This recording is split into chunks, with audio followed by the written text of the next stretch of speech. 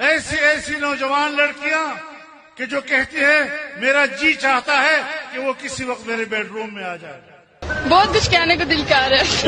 Bed room میں آ جائے. Bed room میں آ جائے. بسم اللہ الرحمن الرحیم. السلام علیکم. مولانا فضل الرحمان کے اوپر شدید تنقید ہو رہی ہے.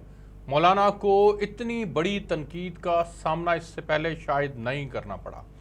ان کو ڈیزل تک کہا جاتا رہا، ان کو یہاں تک کہا جاتا رہا کہ وہ حکومتوں میں آتے ہیں، اقتدار حاصل کرتے ہیں اور اپنے لیے مفادات کا حصول ممکن بناتے ہیں. لیکن اب آ کر کے مولانا کو ایسے ایسے القابات سے نوازا جا رہا ہے کہ خدا کی پناہ. مولانا فضل الرحمان نے ایک ایسا بیان جاری کیا ہے جس بیان کے بعد ان کے اوپر اتنی شدید تنقید ہو رہی ہے. سب سے پہلے تو آپ مولانا فضل الرحمان کا یہ بیان سنیں، پھر میں بات کو آگے بڑھاتا ہوں. نعوذ باللہ، ایسے ایسے لوگ کہ جو کہتے ہیں کہ اگر ہماری ماں کے ساتھ زنا کرے گا تب بھی ہم اس کو ووٹ دیں گے. ایسی ایسی نوجوان لڑکیاں کہ جو کہتی ہے میرا جی چاہتا ہے کہ وہ کسی وقت میرے بیڈ روم میں آ جائے.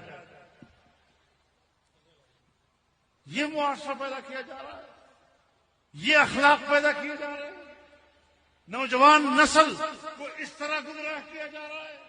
آپ نے مولانا فضل الرحمان کا یہ کلپ ملاحظہ کیا. مولانا نے عوام کے ان طبقات کی بات کی جو طبقات عمران خان صاحب کو باقاعدہ طور پر اپنا مسیحا گردانتے ہیں، اور ایسے ایسے کلپس ہمارے پاس موجود ہیں جو باقاعدہ عمران خان کے لیے اپنی جان تک قربان کرنے سے گریزاں نہیں ہوتے. لیکن جان قربان کر دینے تک کی بات ہوتی تو کوئی بات نہیں تھی. لیکن ایسے ایسے لوگ بھی ہیں جو اخلاقیات سے گری ہوئی بات کرتے ہیں، اور جب وہ اخلاقیات سے گری ہوئی بات کرتے ہیں تو پھر یقیناً آپ کے سیاسی مخالفین کو یہ موقع ملتا ہے کہ وہ آپ کے اوپر تنقید کریں، آپ کے نظریے کے اوپر تنقید کریں. عمران خان اس میں کوئی دو رائے نہیں ہے کہ ایک کرزمیٹک پرسنالٹی ہیں، وہ ایک عوامی لیڈر ہیں. ان کا ایک بہت بڑا فین فالوئنگ کلب موجود ہے. ان کی پاکستان کے اندر ایک پولیٹیکل فین فالوئنگ بھی اب بن چکی ہے. اس سے پہلے کرکٹ کو لے کر کے فین فالوئنگ تھی، اور اب آ کر کے ان کی پولیٹیکل فین فالوئنگ بن چکی ہے. وہ ایک عالمی سطح کے آدمی ہیں، اور مرد ہو یا خواتین ان کی خواہش ہوتی ہے کہ عمران خان کی ایک جھلک ہی دیکھ لیں. لیکن جب عمران خان کے چاہنے والے یہ بات کریں گے کہ ہماری ماں یہ چاہتی ہے کہ میں عمران خان سے شادی کر لوں، تو پھر آپ بتائیں کیا عمران خان صاحب کے چاہنے والے جو ہیں اس سوشل سٹرکچر کو تباہ نہیں کر رہے، ہماری سوشل ویلیوز کو، ہمارے سوشل ہمارے خاندانی نظام کو وہ تباہ نہیں کر رہے؟ یہ ایک ایسا المیہ ہے ناظرین. ایک نوجوان جو یہ کہتا ہوا بھی ہمیں نظر آیا کہ میں اپنا بیٹا، یہ جو بیٹا ہے یہ عمران خان کے اوپر قربان کر دوں گا. اتنے کلپس ہیں جو کہ سوشل میڈیا کے اوپر ان کی بھرمار ہے جس کی انتہا کوئی نہیں. ان میں سے ایک کلپ میں آپ کے سامنے رکھنے لگا ہوں. آپ نے فیصلہ کرنا ہے کہ مولانا فضل الرحمان نے جو بات کہی ہے اس بات کے اندر مولانا نے کیا غلط کہا ہے. بہت مزہ آ رہا ہے، اور خان صاحب آج پیارے بھی بہت لگ رہے تھے.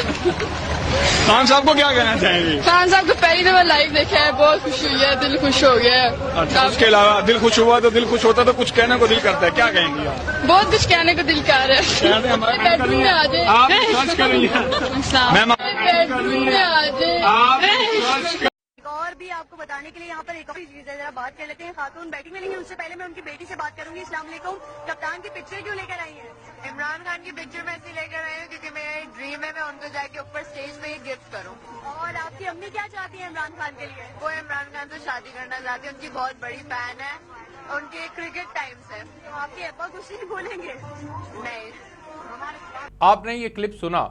ایک بچی جو ہے وہ اپنی ماں کے متعلق عمران خان سے منسلک کر کے جو القابات پیش کر رہی ہے، اس سے یہ نظر آتا ہے کہ عمران خان صاحب جو ہیں انہوں نے اپنی جو فین فالوئنگ ہے اس کی تربیت اس طرح سے نہیں کی. تربیت سب سے زیادہ میٹر کرتی ہے. جس طرح سے یہ کہا جاتا ہے کہ ایک ماں کی گود کسی بھی بچے کے لیے پہلی درسگاہ ہوتی ہے، اسی طرح سے عمران خان صاحب جو کہ ایک پولیٹیکل لیڈر ہیں، ان کی یہ اولین ذمہ داری ہے کہ وہ اپنی قوم کی اخلاقیات کے اوپر بھی کام کرے۔ شعور کے نام کے اوپر اخلاقیات کا تباہ کیا جانا اس کی قطعاً اجازت نہیں ہے۔ ہم یہ نہیں کہہ سکتے کہ قوم کو شعور آ گیا ہے اور شعور کی بنیاد کے اوپر پھر آپ دوسروں کو گالم گلوچ دیں، دوسروں کو کی عزتیں اچھالیں، دوسروں کے اوپر تنقید کے اتنے نشتر چلائیں کہ پھر آپ کو جو ہے وہ اپنے آپ کو آپ سچا ثابت کریں اور دوسروں کو آپ جھوٹا، مکار اور فریب آپ جو ہے وہ گردانیں۔ تو اس بات میں آپ کو کم از کم یہ تمیز ضرور رکھنی ہوگی کہ اس کو شعور نہیں کہتے بلکہ اس کو بد اخلاقی کہتے ہیں۔ اخلاقیات سے گری ہوئی باتیں جو ہیں وہ جب آپ کریں گے تو اس کا شعور سے کوئی تعلق نہیں ہے۔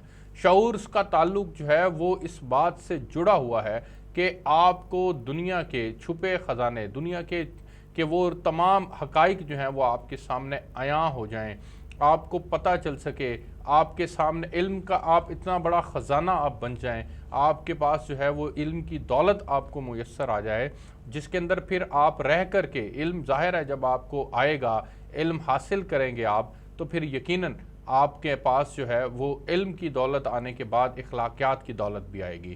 پھر آپ کو بڑے چھوٹے کی تمیز کا بھی پتہ ہوگا، پھر آپ اختلاف تو کریں گے لیکن آپ اخلاقیات کے دائرے میں رہ کر اختلاف کریں گے، آپ دلائل کی بنیاد کے اوپر اختلاف کریں گے۔ دلیل سب سے بڑا آپ کے پاس ہتھیار ہوگا۔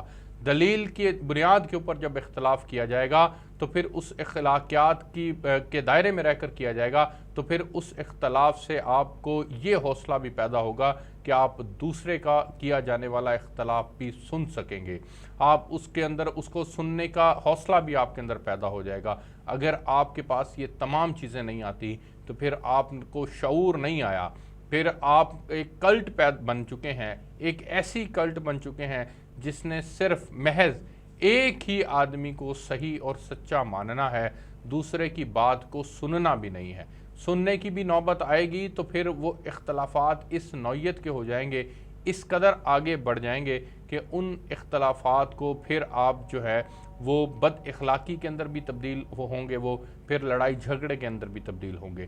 تو اس کو شعور تو نہیں کہتے، شعور تو آپ کو جو ہے وہ بہت کچھ سکھاتا ہے، بہت کچھ سمجھاتا ہے۔ لہٰذا مولانا فضل الرحمان کے اوپر کی جانے والی تنقید جو ہے میں یہ سمجھتا ہوں کہ وہ ایک غیر ضروری تنقید ہے۔ اس تنقید سے نہ صرف ہمیں باہر نکلنا ہوگا بلکہ اس طرح کی تنقید کو کسی صورت بھی جو ہے وہ سپیس نہیں دینی ہوگی۔ میں آپ کو یہاں سے رپورٹ کر رہا تھا، فردر جو بھی چیزیں ہوں گی آپ کے ساتھ شیئر کرتے رہیں گے۔ اجازت دیجیے، اللہ حافظ۔